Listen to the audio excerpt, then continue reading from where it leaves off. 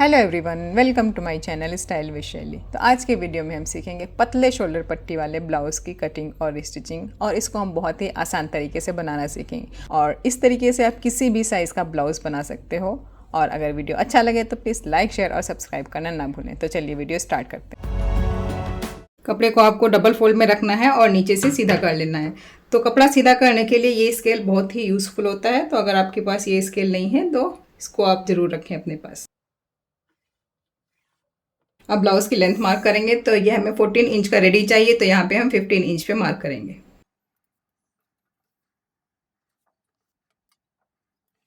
ये ब्लाउज मुझे back open बनाना है, तो इधर से हम हुकाई की पट्टी के लिए थोड़ा सा स्पेस छोड़ देंगे। हाफ इंच से थोड़ा सा कम है ये। अब हम शोल्डर का मार्क करेंगे। तो इसका जो बैक नेक है वो हमें बहुत डीप नहीं बनाना है, तो यहाँ पे हम 5.5 इंच पे मार्क करेंगे। आर्म होल के लिए हम मार्क करेंगे 6.5 इंच पे। आप 6 इंच पे मार्क कर सकते हो। मुझे यहाँ से आर्म होल से थोड़ा सा इसको डीप रखना है, इसलिए मैं 6.5 इंच पे मार्क कर रही हूँ। अगर आप ज़्यादा आर्म होल खुला हुआ नहीं पहनते हो तो आप 6 इंच पे ही मार्क करो। यहाँ से हम 1.5 इंच पे मार्क करेंगे और इसकी गोलाई दे देंगे। अगर आपके पास फ्रेंच कर्व नहीं है तो आप हाथ से भी गोलाई दे सकते हो। अब हम करेंगे चेस्ट का मार्किंग। तो ये 36 साइज़ का ब्लाउज है। 36 का 4th पार्ट हमारा हो जाएगा 9 और 2 इंच हम इसमें स्टिचिंग मार्जिन ऐड कर लेंगे। वेस्ट है हमारा 28, तो 28 का 4th पार्ट हो जाएगा 7। 1 इंच यहाँ पे हम रख लेंगे टक्स का और 2 इंच 2 इंच स्टिचिंग मार्जिन। यहाँ पे नेक हम रखेंगे 9 इंच डीप। मुझे बहुत ज़्यादा डीप नहीं रखना है, तो मैं इसको सिर्फ 9 इंच पे ही रखूँगी। अगर आप 9 इंच से ज़्यादा डीप बना रहे हो, लाइक आप यहाँ पे 11, 12, जितना भी आप 10 इंच से ज़्यादा डीप बना रहे हो, तो यहाँ पे शोल्डर आप कम कर दो। सिर्फ 5 इंच पे आपको मार्क करना है, 5.5 पे नहीं मार्क करना है। अगर आपका नेक जो है वो 10 इंच से ज़्यादा डीप है तो आप शोल्डर के लिए यहाँ पे सिर्फ 5 इंच ही मार्क करोगे। और कोई भी साइज़ हो, किसी भी साइज़ का आप इस पैटर्न का अगर ब्लाउज़ बना रहे हो तो उसमें शोल्डर आपको इतना ही रखना है। और इसकी जो पट्टी स्ट्रिप होगी वो मुझे बहुत पतली रखनी है, अराउंड हाफ इंच ही रखनी है, हाफ इंच से 1/4 इंच तक। तो हम यहाँ पे 4 इंच पे मार्क करेंगे।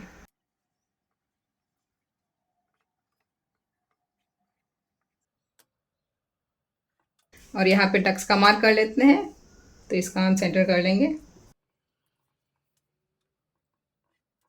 दोनों साइड से हाफ हाफ इंच पे मार्क कर लेना है।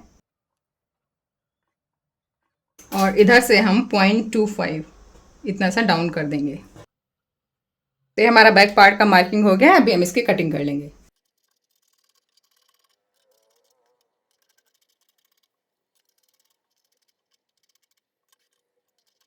अब हम करेंगे फ्रंट का मार्किंग। तो कपड़े को आपको इस तरीके से फोल्ड करके रख लेना है। तो फ्रंट से प्रिंसेस कट बनेगा, तो हम नीचे से 1 इंच पे मार्क कर लेंगे। फ्रंट का जो पार्ट होता है वो बैक पार्ट से 1 इंच एक्स्ट्रा रहता है। अब इसके ऊपर जितना हमने बैक का लेंथ रखा था उतना ही रखेंगे। 15 इंच रखा था तो 15 इंच पे मार्क कर लेंगे।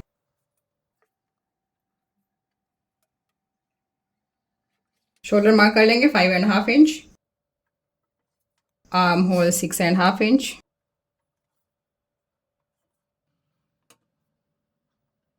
इधर से 5.5 इंच ये यहाँ पे आ रहा है। अब आर्म होल की मार्किंग के लिए इसको हम अंदर की तरफ हाफ इंच पे मार्क करेंगे और इस तरीके से ज्वाइन करेंगे। अब जितना मैंने बैक में मार्क किया था उतना ही फ्रंट में मार्क करेंगे। तो बैक में मैंने 1.5 पे मार्क किया था, बट वो निशान थोड़ा सा अंदर से ही लगाया था 1.25 पे। तो यहाँ पे भी हम 1.25 पे ही मार्क कर लेंगे इस वाले पॉइंट से। नेक का मार्क कर लेते हैं 4 इंच पे और फ्रंट डीप हम रखेंगे 6.5 इंच।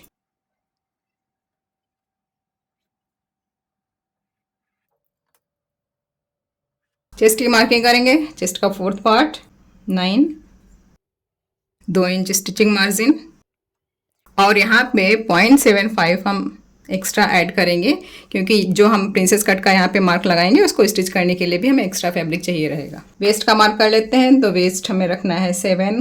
28 का 4th पार्ट ये हो जाएगा हमारा 7 और 2 इंच हमारा रहेगा स्टिचिंग मार्जिन का और जो ये 0.75 ऊपर मैंने बढ़ाया है उसको आपको यहाँ भी नीचे भी बढ़ाना है। और सेंटर का जो हम डॉट डालेंगे वो 2.5 इंच का डालेंगे, तो एक्स्ट्रा हमें 2.5 इंच ऐड कर देना है। अभी शोल्डर टू अपेक्स मार्क करेंगे 10.5 पे, तो ये इंक्लूडिंग स्टिचिंग मार्जिन है 1/2 इंच। और इधर से हम मार्क करेंगे 3.5 पे। तो ये जितना भी आपका चेस्ट का 10th पार्ट होता है उतना मार्क करना है। तो ये 36 का है तो यहाँ पे 3.6 हो जाएगा। नीचे से भी सेम 3.6 पे मार्क कर लेना है और इस लाइन को सीधा कर लेंगे।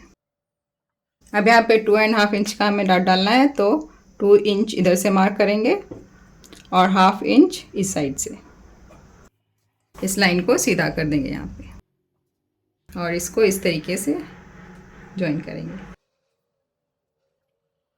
और इसका सेंटर पार्ट निकाल देंगे।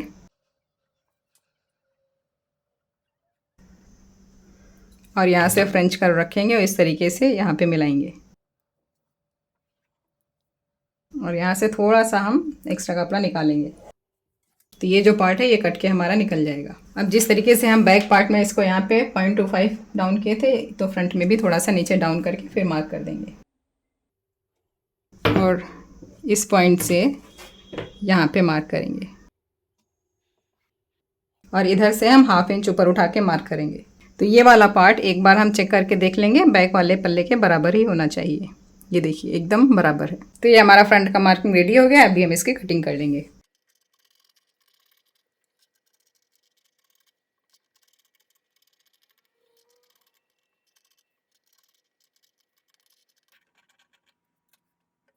तो ये देखिए हमारा फ्रंट का भी कटिंग हो गया है। अब ये सारे फ्रंट और बैक के लाइनिंग के पीसेस को हमें मेन फैब्रिक पे एज इट इज़ सेट कर लेना है और इसमें हमें कहीं भी कोई भी मार्जिन ऐड नहीं करना है। तो चलिए स्टार्ट करते हैं स्टिचिंग। अब ये मैंने लाइनिंग के पीसेस रखे, मेन फैब्रिक भी कट कर लिया है। अब लाइनिंग के पीसेस अलग ज्वाइन करेंगे और मेन फैब्रिक के पीसेस अलग ज्वाइन करेंगे। अभी यहाँ से ऐसे बराबर रखना है और फिर ज्वाइन करना है।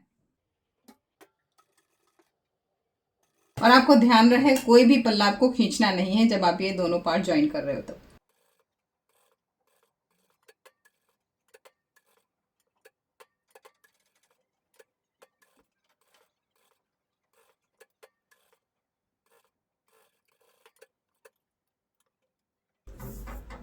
ये देखिए अगर आप बिना खींचे पल्ले ज्वाइन करोगे तो कोई भी यहाँ से छोटा बड़ा नहीं होगा। तो अभी हम अंदर से इसमें डबल स्टिच डाल लेंगे और इसी तरीके से मेन फैब्रिक भी ज्वाइन कर लेंगे। ये देखिए मैंने मेन फैब्रिक के पीसेस भी ज्वाइन कर लिए और यहाँ पे ये वाला थोड़ा सा एक्स्ट्रा आ रहा है दोनों साइड से, तो इसको हम ट्रिम कर लेंगे।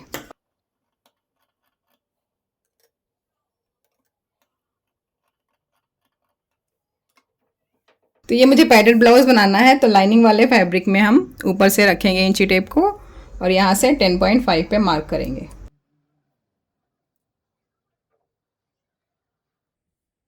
फिर कप लेंगे और कप को इस तरीके से फोल्ड करेंगे और इसका सेंटर पॉइंट निकालेंगे। तो पैड का सेंटर मार्क करने के बाद में इसको हम इस तरीके से पकड़ेंगे और ब्लाउज के सेंटर में जो मार्क किया था वहाँ पे रखेंगे, फिर स्टिच कर लेंगे।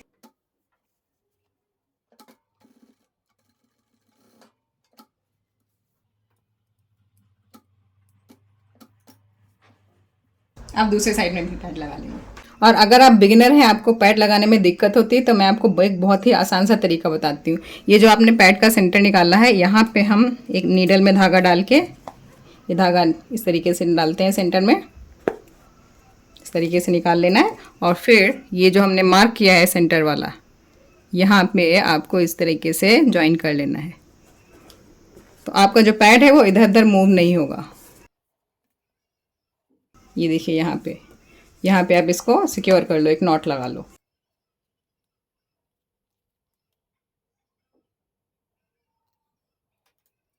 और फिर इधर से अब हम इसके ऊपर जो ये प्रिंसेस कट का आप स्टिच देख रहे हो, इसके ऊपर स्टिच कर लेना है। ये जो स्टिच है इसके साइड साइड में ही सिलाई करना है।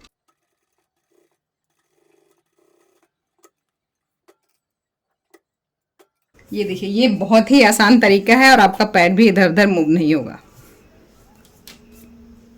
अभी पैड्स अटैच करने के बाद में इस तरीके से ये फैब्रिक हम रखेंगे और जो मेन फैब्रिक था उसको ऐसे रखेंगे। ये जो सीधी साइड है ये सेम साइड में होनी चाहिए। अब इसमें हम नीचे से और इधर आर्म होल की तरफ से और नेक में चारों तरफ से सिलाई कर लेंगे। सिर्फ ये जो साइड्स हैं ये साइड्स हम ओपन छोड़ देंगे।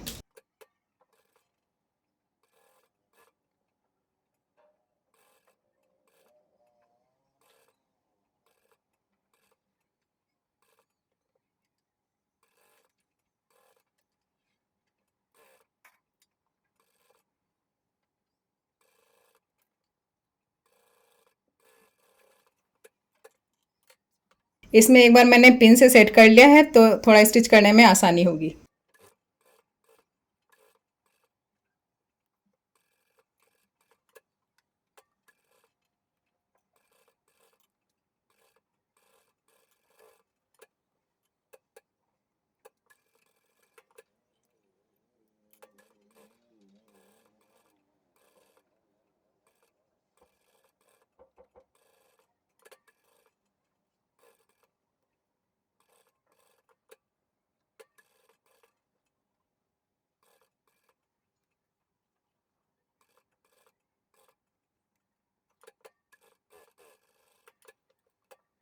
अब इसमें इस तरीके से स्टिच डालने के बाद में ये कर्व जहाँ भी है वहाँ पे हम छोटे छोटे कट्स डाल देंगे और फिर इसको पलट लेंगे।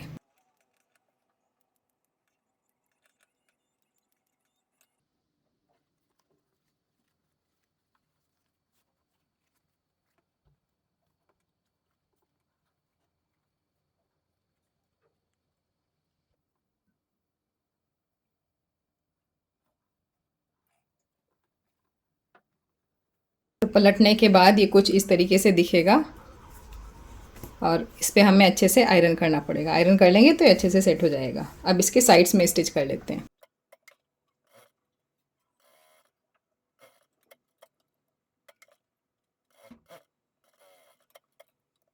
अभी फ्रंट पार्ट की तरह बैक पार्ट भी स्टिच कर लेंगे। दोनों साइड्स ओपन रखेंगे और नीचे से और गले के साइड से और आर्म होल की साइड से स्टिच करके कट डाल लेंगे।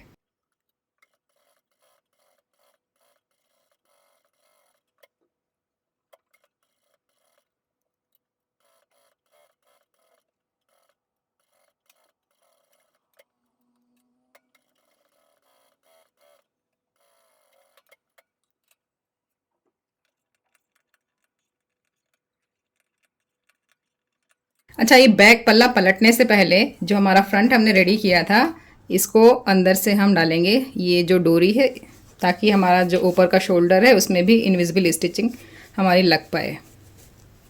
तो इस तरीके से हमें इंसर्ट करना है इसके अंदर से।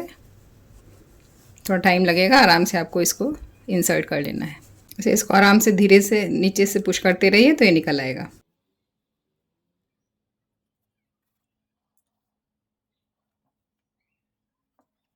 अब इसको एकदम बराबर से रखना है और फिर यहाँ पे स्टिच कर लेंगे। और इसमें स्टिच डालते समय ध्यान रखें कि लाइनिंग वाली जो साइड है वो लाइनिंग साइड में होना चाहिए और मेन फैब्रिक के साइड में होना चाहिए।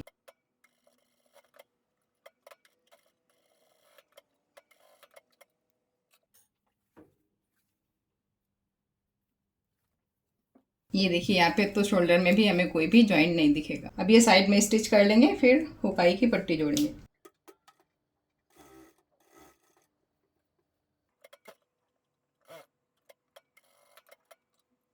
हुकाई की पट्टी के लिए मैंने 3-3 इंच की स्ट्रिप कट की है। तो ये हम हुक के लिए यूज़ करेंगे और जो आई बनाने के लिए यूज़ करेंगे उसको हम मेन फैब्रिक पे रख के चारों तरफ से स्टिच कर लेंगे और फिर इसको हम एक साइड से इस तरीके से फोल्ड करके स्टिच कर लेंगे।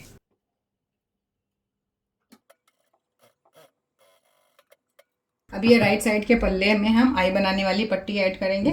तो यहाँ पे रख के हमें स्टिच कर लेना है।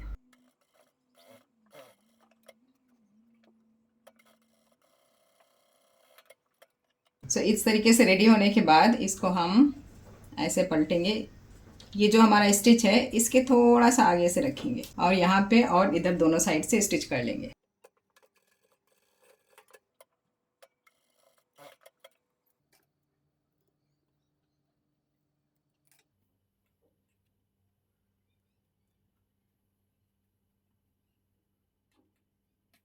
अभी ये देखिए, इसको इस तरीके से अच्छे से बराबर से रख के फिर किनारे में स्टिच कर लेंगे।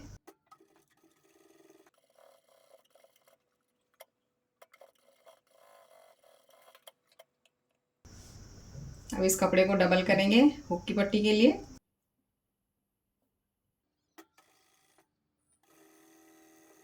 अभी कपड़ा बहुत ज़्यादा है तो इसको हम थोड़ा थोड़ा दोनों साइड से ट्रिम कर देंगे। अब इसको यहाँ से ऐसे फोल्ड कर लेंगे, ये नीचे से भी ऐसे फोल्ड कर लेंगे। अब इसको हम ऐसे फोल्ड करेंगे, फिर ऐसे फोल्ड करके यहाँ पे हम हेमिंग करेंगे। तो यहाँ पे जस्ट मैं पिन लगा के छोड़ दूँगी, बाद में हेमिंग कर लेंगे। अभी हम ये साइड से स्टिच कर लेंगे और फिर ये टक्स डाल देंगे बैक में।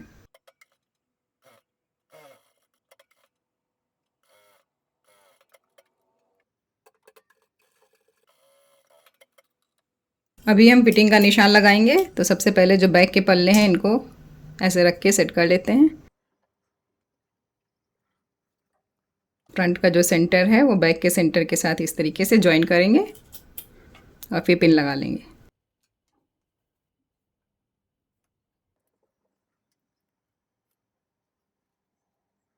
तो इस तरीके से सेट करने के बाद में फिटिंग का मार्किंग कर लेंगे। तो वेस्ट था हमारा 28, तो यहाँ पे हम 7 पे मार्क करेंगे। या आप एक तरीके से और काम कर सकते हो, जितना हमने स्टिचिंग मार्जिन दिया था उतना ही मार्क करके फिर स्टिच कर सकते हो। इधर से 2 इंच हो गया और इधर से भी हमने 2 इंच ही रखा था मार्जिन, और इसको हम सीधा कर लेंगे। तो ये हमारा फिटिंग का मार्क हो गया, इस पर हम स्टिच कर लेंगे। सेम इसी तरीके से इधर भी कर लेंगे।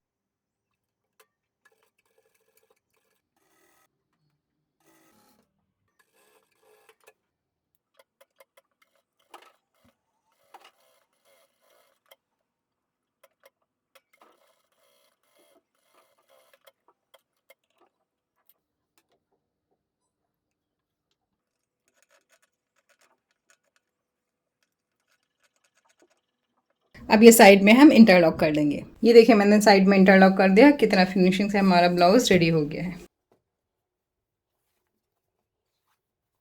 तो अगर आपको ये वीडियो अच्छा लगा हो और यूज़फुल रहा हो आपके लिए तो प्लीज़ लाइक, शेयर और सब्सक्राइब करना ना भूलें। तो मिलते हैं अगले वीडियो में। Till then, bye bye, take care. अभी एक बार आयरन करना बाकी है,